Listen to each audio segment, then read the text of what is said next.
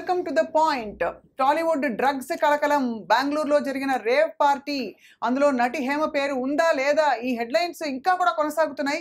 చాలా గ్యాప్స్ కనిపిస్తున్నాయి. అసలు తనకి టెస్ట్ చేశాక నెగిటివ్ వచ్చిందని చెప్పి హేమ చెప్పి తను అసలు పార్టీకి లేదని చెప్పడంతో మొదలుకుని పోలీసులు ఛార్జ్ షీట్లో తన పేరుని పొందుపరిచారనే ఒక వాస్తవం వరకు ఏం జరుగుతోంది, అసలు ఇంతకీ నటి హేమకి శిక్ష పడుతుందా? వి హ్యావ్ విత్ అస్ ప్రముఖ high court advocate doctor T Subhashini గారు. నమస్కారం మ్యామ్. అందరికీ సుపరిచిత విశ్లేషకులు, సినిమా ఇండస్ట్రీని చాలా దగ్గరగా పరిశీలిస్తూ వచ్చిన analyst and senior journalist Bharadwaj గారు. నమస్కారం. నమస్తే. ఫస్ట్ ఆఫ్ ఆల్ సార్, వాస్తవాలతో మొదలు పెడదాం. హేమ మాత్రం, నేను కూడా తనతో విడిగా ఆఫ్లైన్ మాట్లాడాను. అంటే తను మీడియా ముఖంగా రావడానికి ఇష్టపడట్లేదు. కానీ ఏం జరిగిందంటే, అసలు ఆ రోజు నేను లేదు, అంతకు ముందు రోజు ఉన్నాను, కానీ ఇంట్లో నేను చేసిన బిర్యానీ వీడియో కూడా ఫేక్ అన్నారు అని చెప్పి తన నిజాయితీని ప్రూవ్ చేసుకోవడానికి అనేక నానా తిప్పలు పడ్డారు హేమ. నిజాయితీని అంటే, ఆవిడ రేవ్ పార్టీలో ఆవిడ ఉన్నారు అనే వార్త బయటకు వచ్చినప్పుడు ఆవిడ నేను లేను అని, నిజానికి ఆ వార్త బయటకు రావటానికంటే ముందే ఈ వీడియో పోస్ట్ చేశారు. అంటే సోషల్ మీడియాలో ఆవిడ వీడియో పోస్ట్ చేయకుండా ఉండాల్సింది. అంటే సైలెంట్గా ఉంటే ఆవిడకి చాలా అవకాశం ఉండేది కోర్టులో. అంటే ఎందుకు ఇది ఓపెన్గా ఎందుకు చెప్తున్నారు ఈ పేర్లు, తన పేరు కూడా ఎందుకు ఓపెన్గా రివీల్ చేయాలి? అలాగే ఈ ఆవిడకి సంబంధించిన ఏ వ్యవహారమైనా స్ట్రైట్గా ఆవిడతో మాట్లాడచ్చు. ఎందుకు మీడియాలో పోజ్ అవుతోంది ఇదంతా అనేది కూడా ఒక ఇష్యూనే. అలా ఆవిడ సైలెంట్గా ఉండుంటే ఆవిడకి చాలా హక్కులు దొరికేవి. అవును. అవన్నీ వదిలేసుకుని ఆవిడ ఓపెన్ అయ్యారు మొదటే. అవును. ఓపెన్ అయ్యి నేను లేను, అనవసరంగా నేనేదో ఇంట్లో ఉన్నాను, బిర్యానీ చేస్తున్నాను, ఈ వీడియోలన్నీ ఆవిడ పంపు చేశారు. ఇప్పుడు నాకే సంబంధం లేదు, నాకు మీద నెగిటివ్ వచ్చేసింది ఆ రిపోర్ట్ అని మొదట ఆవిడ ఇంకో మాట అన్నారు. అసలు నేను ఎవరికి ఏ శాంపుల్ ఇవ్వలేదు అని మొదలుపెట్టారు ఆవిడ. ఆ తర్వాత వెళ్ళి శాంపుల్స్ ఇచ్చామని చెప్పి ఇంకొక వీడియో బయటకు వచ్చింది. ఆ శాంపుల్స్ ఇచ్చిన దాని మీద ఇప్పుడు ఈ ఛార్జ్ షీట్లో పేరు పెడుతూ వాళ్ళు చాలా క్లియర్గా కొకైన్కి సంబంధించినటువంటి అవశేషాలు ఉన్నాయి ఆవిడ బాడీలో, ఆవిడ ఇచ్చినటువంటి ఈ టెస్ట్ కోసం ఇచ్చినటువంటి వాటిల్లో అని చెప్పారు, రాశారు దానిలో. అయితే నెగిటివ్ వచ్చింది అనేది ఒకటి ఆవిడ లాయర్ ద్వారా తెలుసుకున్నానని చెప్తున్నారు. అవును. మా లాయర్ నుంచి నాకు ఒక శుభవార్త అందింది, ఆయన నెగిటివ్ అని రాశారు దానిలో అని చెప్పారు. వినాయకుడి దగ్గర పెట్టిన వీడియో అది. అవును. కాబట్టి టోటల్గా ఆవిడ అనవసరంగా గేమ్ మొదలుపెట్టారు ఆ రేవ్ పార్టీ. ఇప్పటికైనా సరే ఆవిడ ప్రజల ముందుకు వచ్చి జరిగింది ఏమిటి అనేది చెప్పేస్తే ఇతర స్పెక్యులేషన్స్ లేకుండా పోతాయి. కానీ నిజానికి ఆవిడ పదే పదే ఆఫ్లైన్ అన్నారు. నాకు తెలిసిన ఇతర మీడియా మిత్రులకు కూడా చెప్పారు, ఈ విషయం మేము బహిరంగంగా చెప్పొచ్చని కూడా నాతో చెప్పారు. ఇప్పటికైనా నేను టెస్ట్కి సిద్ధం, 6 నెలలు గడిచే వరకు కొకైన్ అవశేషాలు బ్లడ్లో ఉంటాయి, టెస్ట్కి సిద్ధం మీడియా ముఖంగా అంటున్నారు. సో దాన్ని ఎలా పరిగణించాలి? అంత కాన్ఫిడెన్స్ లేకపోతే ఎందుకు చెప్తారు ఆవిడ మాట? అంటే ఛార్జ్ షీట్ పెట్టేసిన తర్వాత ఛార్జ్ షీట్ అనేది జడ్జిమెంట్ కాదు. ఆవిడ ఇప్పటికీ కంటెస్ట్ చేసే హక్కు ఉంది, ఆవిడకి కంటెస్ట్ చేయొచ్చు. డెఫినెట్గా ఆవిడ ఈ ఛార్జ్ షీట్లో పెట్టినటువంటి ఎలిగేషన్స్ మీద కూడా కోర్టుతో దెబ్బలాడచ్చు ఆవిడ. అవును. దెబ్బలాడి తన నిర్దోషిత్వాన్ని ప్రూవ్ చేసుకుని ఆవిడ ఏదైతే ఛాలెంజ్ చేస్తోందో, ఇప్పుడు మీరు అన్నట్టు ఇప్పటికీ టెస్టులకు సిద్ధమే నేను అని ఆవిడ చెప్పిన ప్రకటన, అది కోర్టులో ప్రూవ్ చేసుకుని ఈ ఛార్జ్ షీట్ తప్పు అని చెప్పి ఆవిడ పోలీసుల మీద కౌంటర్ కేసు పెట్టేటువంటి అధికారం కూడా సంపాదించవచ్చు ఆవిడ. రైట్. మీ అనుమతితో ఒక్కసారి నేను హేమ గారికి ఫోన్ చేస్తున్నాను. ఆవిడ అనుమతిస్తేనే ఈ ఫోన్ని నేను బహిరంగంగా చెప్తాను. హేమ గారు నమస్తే అండి. సరే సరే సరే సరే హేమ గారు, thank you, bye bye bye. So basically Hema గారు ప్రస్తుతం అంటే ఫోన్లో వాళ్ళ లాయర్ సూచన మేరకు వారు బహిరంగంగా మాట్లాడదలుచుకోలేదు. కానీ మీరు చాలా వ్యాలిడ్ పాయింట్ చెప్పారు భరద్వాజ్ గారు. షీ స్టిల్ కెన్ కంటెస్ట్ చేయొచ్చండి ఆవిడ. సో మేడం గారు, ఎలాగో ఒక లాయర్ గా మీరు చెప్పండి సుభాషిణి గారు. పోలీసులు అంటే ఒక జోష్లో కొన్ని ఆరోపణలు చేసేసారు, ఆ తర్వాత నేను నిర్దోషిని, యాక్చువల్లీ టెస్ట్ కూడా నెగిటివ్ వచ్చింది, మా లాయర్ నాకు చెప్పారు ఈ విషయం అని చెప్పి నేను హేమ గారే వీడియో పెట్టారు. అంటే ఎక్కడో టెస్ట్ రిపోర్ట్లో డిస్క్రిపెన్సీ జరిగిందని, ఈవిడ నెగిటివ్ రిపోర్ట్ ఉంది అని చెప్పి ఆ కాపీ. అయితే బేసికల్గా ఆమె ఫస్ట్ వీడియో రిలీజింగ్ అప్పుడు పట్టుకున్న రేవ్ పార్టీ స్టార్టింగ్లో ఫస్ట్ వీడియో రిలీజ్ చేయడమే తప్పదు. ఎందుకంటే ఒక లీగల్గా వెళ్తున్న కేసుని అక్కడ అబద్ధం చెప్పారని establish అయింది. తప్పుదారి పట్టిందని ఆల్రెడీ మనకు నోటీస్ ఇచ్చే దాంట్లో ఆల్రెడీ దాంట్లో స్పెసిఫిక్ గా ఉంది. అంటే మీరు అనేది ఏ తప్పు చేయకపోతే ఆ వీడియో పెట్టాల్సిన ఆహా, అవసరం ఎందుకు లేదండి. వచ్చింది? పోలీసులు కూడా when it is going in a legal point of view లా ఒక Right. కేసు నమోదులో ఎప్పుడైనా ఏ కేసు అయినా సరే క్రిమినల్ కేసు ఫైలింగ్ అవుతుందని అంటే you should not divert the issues. అవును, నీవు నిజాయితీతో కొట్లాడినావు అనుకోండి, రైట్. డెఫినెట్ గా you will be winning position ఉంటారు. అది అడ్వకేట్ దగ్గర మీరు వెళ్ళిపోతున్నారు కాబట్టి డెఫినెట్ గా యూ హ్యావ్ అన్ ఐడియా. అవును. కానీ తను maybe because of over enthusiasm తోని పబ్లిక్ నన్ను ఏం అనుకోవద్దు అని చెప్పుకోవడానికి ఒక అంటే తనకు తాను ఊహించుకొని ఒక రిలీజింగ్ చేస్తుంది. ఇప్పుడు కూడా ఒకటి ఫస్ట్ వీడియో ఒకటి ఫస్ట్ మెసేజ్ చూసినా అది పాజిటివ్గా వచ్చింది హేమ గారికి అని చెప్పేసి ఒకటి చూడడం, ఇమీడియట్ గా సెకండ్ది తనది చూడడం జరిగింది, ఇట్ ఈస్ ఎ నెగిటివ్ అని చెప్పేసి. అసలు తను ఆ వీడియో రిలీజింగే వెన్ కోర్టులో నడుస్తున్న కేసుని వీడియో రిలీజింగ్ చేయడం చాలా తప్పు. రైట్. అందులో ఆమె అక్యూజ్డ్ గా, ఎందుకంటే దాంట్లో రాసిన పొందుపరిచిన అన్ని కూడా ఈమెకు నెగిటివ్ గా ఉన్నాయి అక్కడ.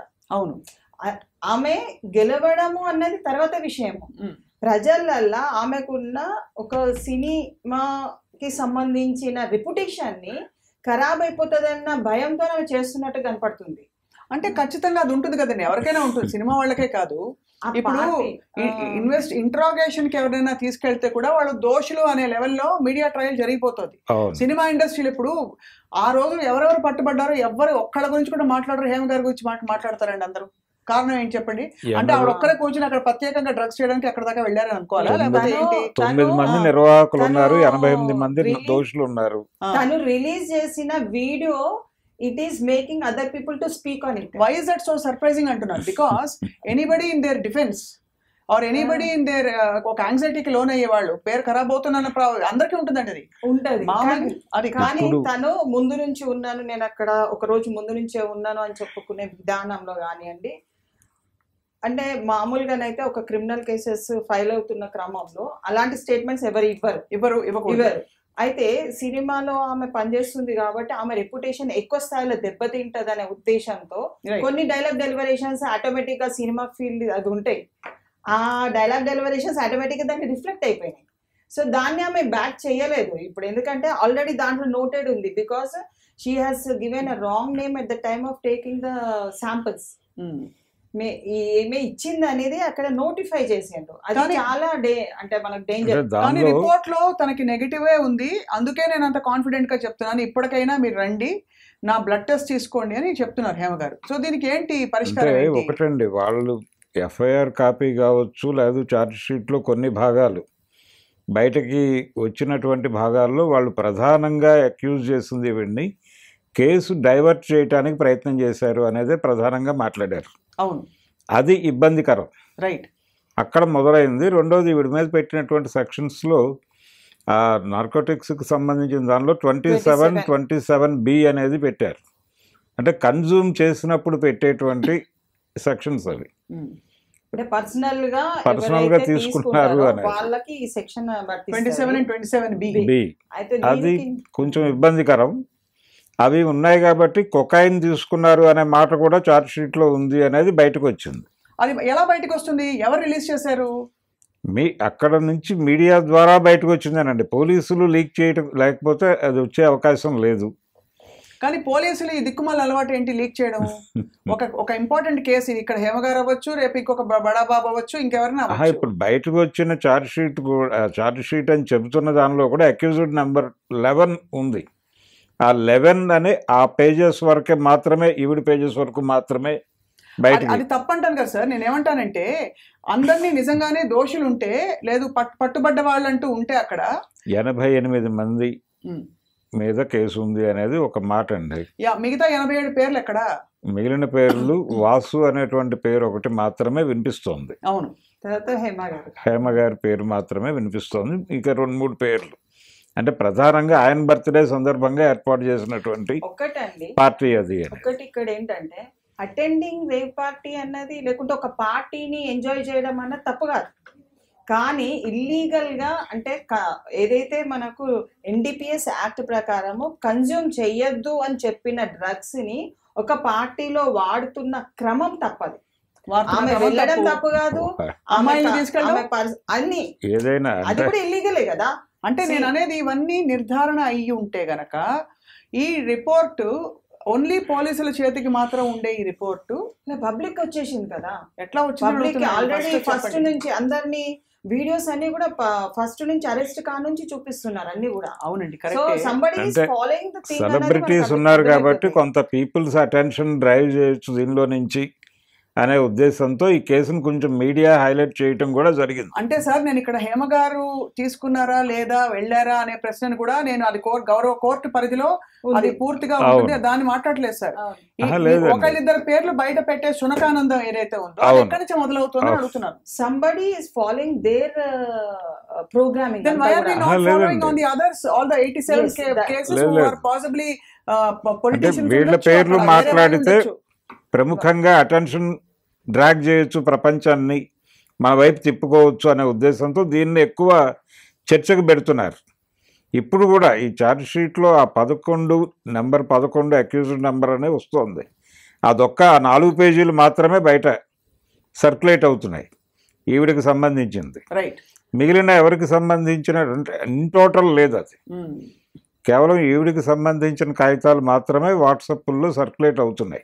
ఇక్కడ ఏంటంటే హేమ గారు తీసుకున్నది ఒకటే ప్రాజెక్ట్ అవుతుంది తప్ప వేరే వాళ్ళు తీసుకున్న ప్రాజెక్ట్ అయితే ఈమె కామన్ అయిపోతుంది. కానీ ఈమె తను చేసిన క్రమం ఏంటంటే ఒక వీడియో తనంతటికి తానే రిలీజ్ చేసుకుంది కాబట్టి ఆమె అందరు క్యాచప్ చేస్తున్నారు అన్నది ఒకటి మనకు అర్థమవుతుంది. బికాస్ 88 మెంబర్స్ ఉన్నా, 50 మెంబర్స్ ఉన్నా, 2 మెంబర్స్ ఉన్నా అందరు కన్జ్యూమ్ చేసినట్టు అక్కడ ఫుల్గా అన్నది ఏం చూపించట్లేదు. ఒకరు సప్లై చేసిండ్రు, ఒకరు తీసుకొచ్చి. ఎందుకంటే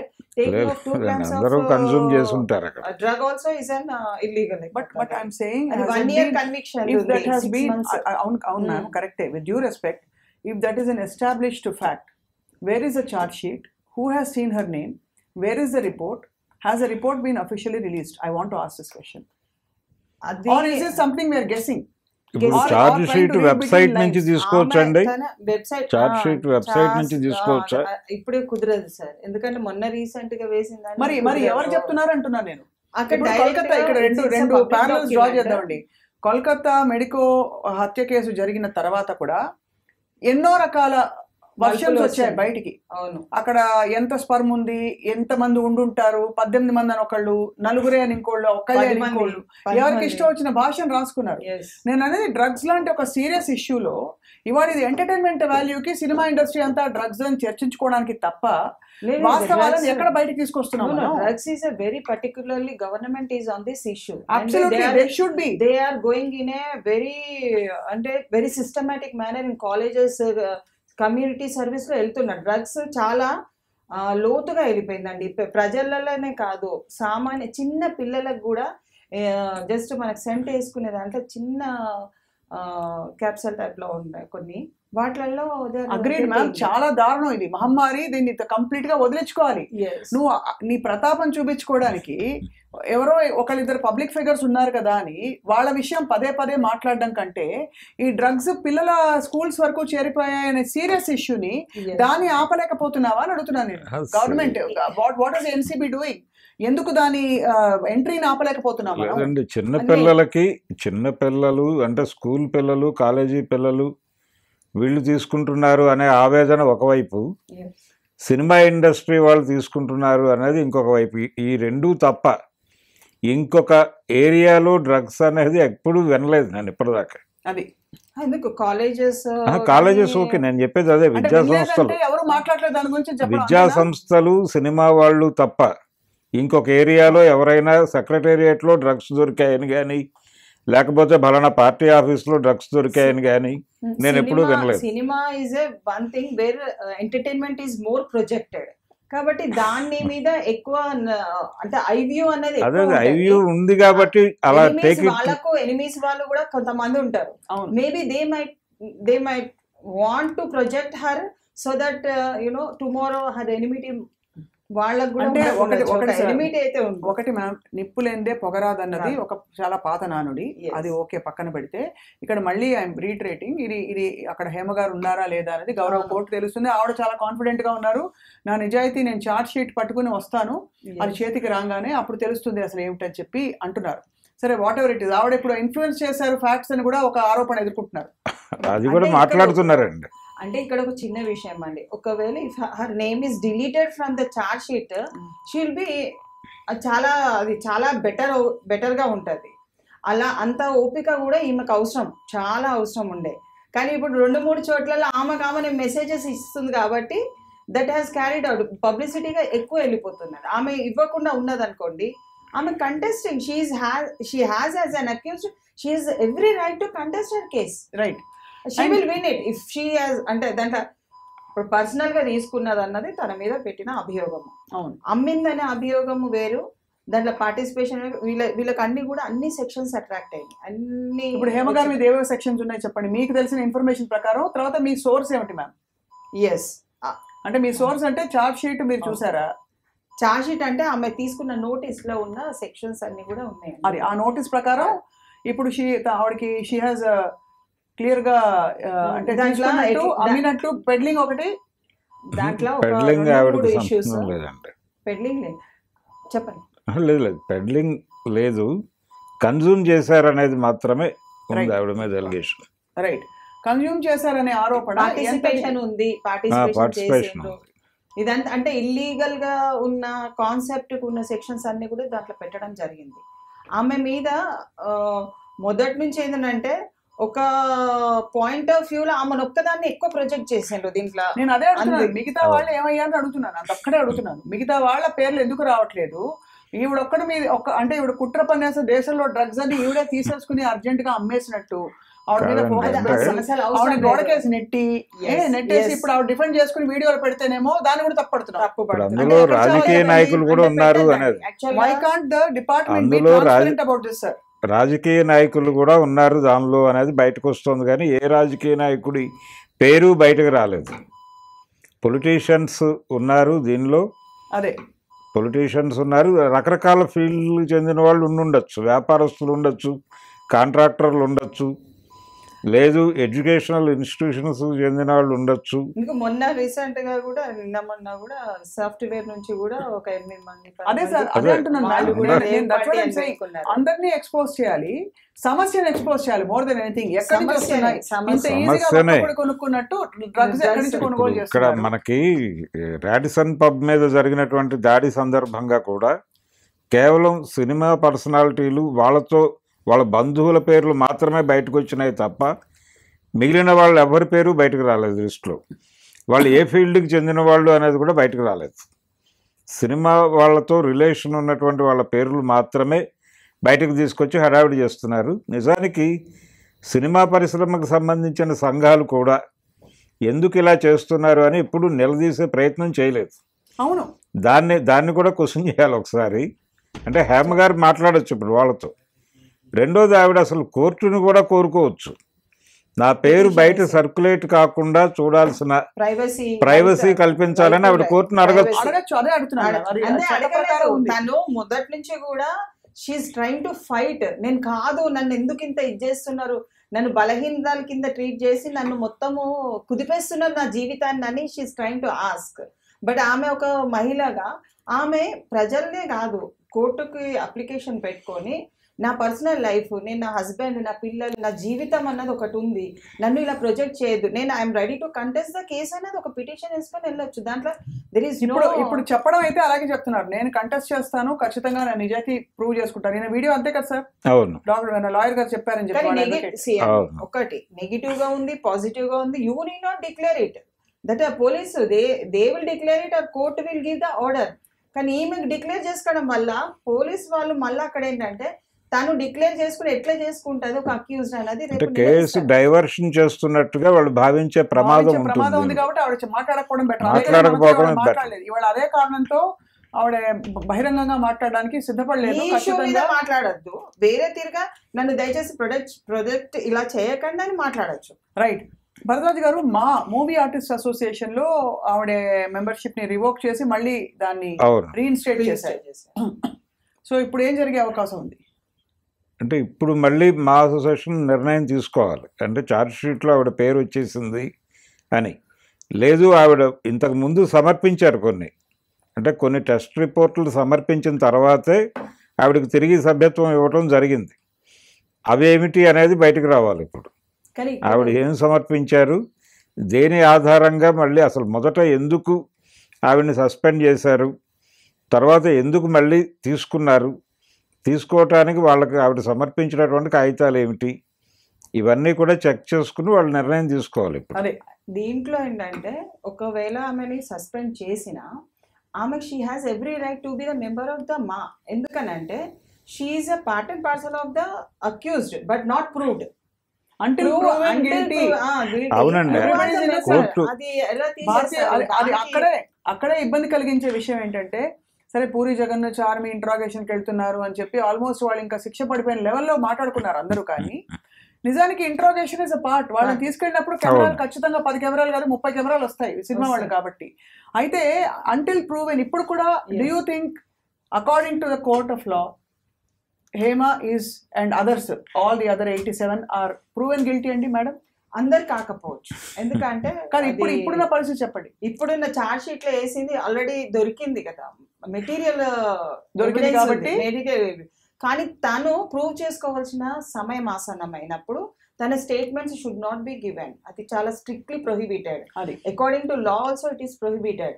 అందుకని ఆమె ఎంత పేషెన్సీతోని కేసు గెలిచి వచ్చి ఇవ్వాలి తప్ప ఇలాంటి స్టేట్మెంట్స్ ద్వారా ఏమవుతుందంటే, యు మీన్ ఈ వీడియోస్ ద్వారా వీడియోస్ ఇవ్వకూడదు. అసలు ఆమె ఇవ్వడం ద్వారా అది కేసు తప్పుదో పట్టిస్తూ హత్య అంటే గుమ్మడికాయ అంటే భుజాలు తడుకున్నట్టు. ఎస్, ఆమంతటా మీరు ఛార్జ్ షీట్ వేసిన ఇన్ని సంవత్సరాల నుంచి సంజయ్ దత్ కూడా ఉన్నారు ఒక కేసులో, బాంబుల కేసులో దాంట్లో అతను కూడా ఒక స్టేట్మెంట్ ఇవ్వలేదు. ఎందుకు ఇవ్వద్దు? ఇది ఏంటంటే కోర్టుకు సంబంధించింది, రెప్యుటేషన్ కి సంబంధించింది. వాళ్ళు ఒక అక్యూజ్డ్ గా ఉన్నారు కాబట్టి they should protect their interest and they should be liable. అంటే పబ్లిక్ కి కూడా రేపు నేను గెలిచి వస్తానన్న నమ్మకం ఉన్నది, దృఢంగా చెప్పాలి నమ్మకం. 4 రోజులు హేమ గారిని తీసుకెళ్లారు ఇంట్రోగేషన్ నిమిత్తం. సో ఆల్మోస్ట్ ఆవిడ రికార్డ్ లో అయితే రేపు నాట్ గిల్టీ అని ప్రూవ్ అయినా 4 రోజులు జైలుకి వెళ్ళి వచ్చిన ఒక ముద్ర మాత్రం పడిపోయింది హేమ గారిని. నిజంగానే అదే అన్నారు. సో ఇప్పుడు మరి మ్యామ్ ఒకవేళ ప్రూవ్ అయితే మీరు నిజంగానే పోలీసులు నిర్ధారించి if for all those who are involved in this ఎంత శిక్ష పడే అవకాశం? 1 year అయితే డెఫినెట్ గా పడుతుందండి. But who brought the drug he will get the 10 years conviction లాగా ఉంది. 10 years to life అంతే పడే అవకాశం ఉంది. దానికి బెయిలబుల్ నాన్ బెయిలబుల్? అది non bailable. It is compulsory. అది నాన్ బెయిలబుల్. వాళ్ళు అంటే if convicted okay, but in the interim bail వస్తేనే కదమ్మా బయట తిరిగి బెయిల్ వచ్చే అట్లేం లేదు. వాళ్ళు చూపించే విధానాన్ని, వాళ్ళ అడ్వకేట్ ప్రొజెక్షన్ చేసే విధానాన్ని బట్టి వాళ్ళు బయట తిరుగుతున్నారు. So they are now comfortable ని అన్కంఫర్టబుల్ జోన్ లోకి వెళ్ళిపోదు వాళ్ళు ఎప్పుడు కూడా. Drugs is not a small thing where you want to project it. ఒకటి ఏమని చెప్పాలంటే రేపు భవిష్యత్తులో పిల్లలు ఎవరు వాడద్దు అని స్టేట్మెంట్ ఇవ్వచ్చు ఆమె. మేము అనుకోకుండా దాంట్లో ఇరక్కపోయినాము, మేము అనుకోకుండా మా జీవితం ఇలా జరిగింది కాబట్టి పిల్లలు మీరు ఎవరు కూడా దీని వైపు వెళ్ళకండి, ఈ రేవ్ పార్టీలు అని చెప్పి మీరు మీ జీవితాలు నాశనం చేసుకోవద్దని ఆమె స్టేట్మెంట్ ఇవ్వాలి. అలాంటి ఇచ్చితే రేపు భవిష్యత్తులో she will have more importance. అలాగే మా అసోసియేషన్ లాంటివి కూడా సినిమాలకు సంబంధించినటువంటి ఆర్గనైజేషన్స్ ఏ ఉన్నప్పటికీ వీళ్ళ మీద చర్యలు తీసుకోవడంతో పాటు వాళ్ళు సీరియస్గా ఒక ప్రకటన చేయవలసినటువంటి అవసరం అయితే ఉందండి. అది ఈ సినిమా సెలబ్రిటీలకు సంబంధించిన వార్తలను ఎక్కువ ఫోకస్ చేయకండి. ఎందుకు చేస్తున్నారు?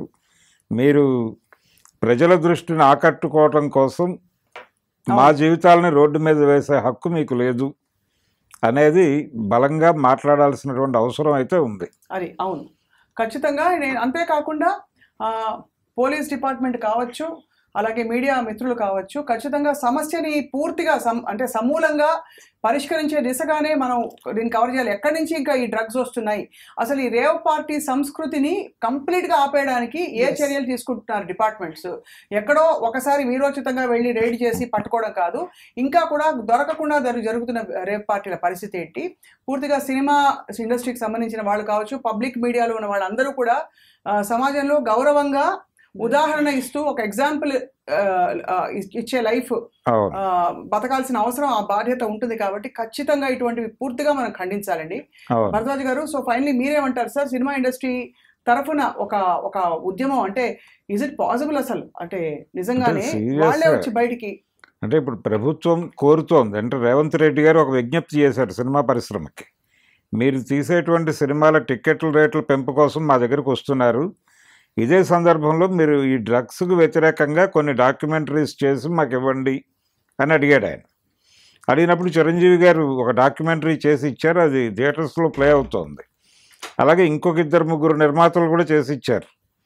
దీంతో పాటు మీరు అనవసరంగా మా పేర్లను రోడ్డు మీద పెట్టద్దు అనే మాట కూడా చెప్పాలి వీళ్ళు. అవును, చెప్పి అలాగే మీడియాని కూడా ఒకసారి పిలిచి మాట్లాడాల్సిన అవసరం ఉంది వాళ్ళు. అవును, ఇది ఎక్కడి దాకా పెడుతోందంటే పోలీసులు కూడా, అంటే ఇప్పుడు ఆ మధ్య ఎవరో ప్రొడ్యూసర్ దొరికాడు ఒక ఆయన ఫోన్ పట్టుకొని ఆయన ఫోన్లో ఉన్నటువంటి కాల్ డేటాని వీళ్ళు రోడ్డు మీద పెట్టారు. అంటే ఆయనతో ఇంతమంది మాట్లాడారు ఈరోజు అని చెప్పి అందులో దాదాపు 3-4 ఫీమేల్ ఆర్టిస్ట్ పేరు కూడా బయటకు వచ్చేసింది. అవన్నీ స్క్రోల్ అయిపోయినాయి ఛానల్స్లో. అంటే వాళ్ళందరూ రకరకాల పనుల మీద ఆయనకు ఫోన్ చేసి ఉండొచ్చు. కానీ ఇక్కడ టీవీలో ప్లే అయినప్పుడు ఏమైందంటే వాళ్ళందరూ కన్జ్యూమర్స్గా ప్రపంచం మాట్లాడుకునే అవకాశం కల్పించారు వీళ్ళు. చాలా దరిద్రం, చాలా తప్పు కదా సార్. వాళ్ళ పర్సనల్ ప్రైవసీని, everybody has right to privacy. Ma'am, what is the act ma'am? Right to privacy అనేది ఫండమెంటల్ రైట్. ఫండమెంటల్ రైట్ అది. రైట్ టు లైఫ్ అనేది కూడా మనకు చాలా ఇంపార్టెంట్ అండి. ఆర్టికల్ 21 చాలా సీరియస్గా చెప్తుంది. మనం మన లైఫ్ని ప్రొటెక్షన్ చేసుకోకపోతే మనం ఈ కాన్స్టిట్యూషన్ ఎందుకున్నది? So when we are challenging that thing we have to protect. కాన్స్టిట్యూషన్ని మనం గౌరవిస్తున్నాము అని అంటే మనం ఇల్లీగల్గా పోవద్దు, మనం చట్టబద్ధతగా మనం ఈ సమాజంలో బ్రతకాలి. దానికి ఒక చిన్న ఉదాహరణ ఇచ్చి నేను ఒక ఫ్యామిలీలో భార్యాభర్తలు ఇద్దరు, మా హస్బెండ్ డ్రగ్స్ తీసుకుంటానని ఒక అభియోగం మోపింది ఒక భార్య. డ్రగ్స్ తీసుకున్నాను, అది it is a very big. So we told him to get the test. ఆ టెస్ట్ కానీ వెళ్ళినప్పుడు బాంబే నుంచి వాళ్ళు వీళ్ళకి కాల్ చేశారు, బ్లడ్ టెస్ట్ డ్రగ్స్ కానీ ఎందుకు ఇచ్చారు వీళ్ళు, మీకు ఏం సంబంధం ఉన్నది, ఎంతమంది మీకు పరిచయము, అంటే ప్రొడక్షన్ చేసే వాళ్ళు పరిచయమా, సెల్లర్సా, బయ్యర్సా, ఎందుకు ఈ టెస్ట్ అని చాలా విధాలుగా ఎంక్వైరీ జరిగింది. అంటే ఒక బాంబే నుంచి ఒక నిఘా వాళ్ళు ఒక టెస్ట్కే అంత సివియరిటీ తీసుకుంటే ఆ రిపోర్ట్ని చూపించి ఆమె మళ్ళీ మ్యూచువల్ డైవర్స్ తీసుకున్నారు. ఇంకా అంత పెద్ద అభియోగం మోపిన తర్వాత నేను ఆమెతో బతకలేనండి, అబ్బాయి డైవర్స్ తీసుకున్నాడు. అంటే ఒక డ్రగ్స్ మీద మీరు అభియోగం మోపుతున్నారంటే వాళ్ళ జీవితం నరకం అయిపోతుంది. ఖచ్చితంగా డెఫినెట్గా ఏంటంటే ఇట్ హ్యాస్ బాంబే నుంచి ఒక నిఘా, అంటే మన గవర్నమెంట్ నుంచే నిఘా వాళ్ళు మన మీద జీవితకాలం వరకు నిఘా ఉంటుంది. అదే అది చిన్నదైనా 2 గ్రాములే అనుకోండి, 100 గ్రామ్స్ అనుకోండి, అది చాలా పెద్దగా ఉంటుంది. సో దీన్ని ఏంటంటే ఒక ఫ్యామిలీయే కాదు, ఒక సమాజమే కాదు, ఒక దేశం పైన అత్యాధునికంగా మనకు యుద్ధం ఎట్లా జరుగుతుందో ఇంటర్నల్గా ఈ యుద్ధం జరుగుతుంది. అది మనం ఆపగలిగితే ప్రజల్ని మనము కాపాడుకున్న వాళ్ళం అవుతాం. చాలా మంచి మాట చెప్పారు డాక్టర్ సుభాషిణి గారు. అలాగే భరద్వాజ్ గారు, నిజంగానే సినిమా ఇండస్ట్రీ నుంచి ఒక ఇనిషియేటివ్ రావాలి.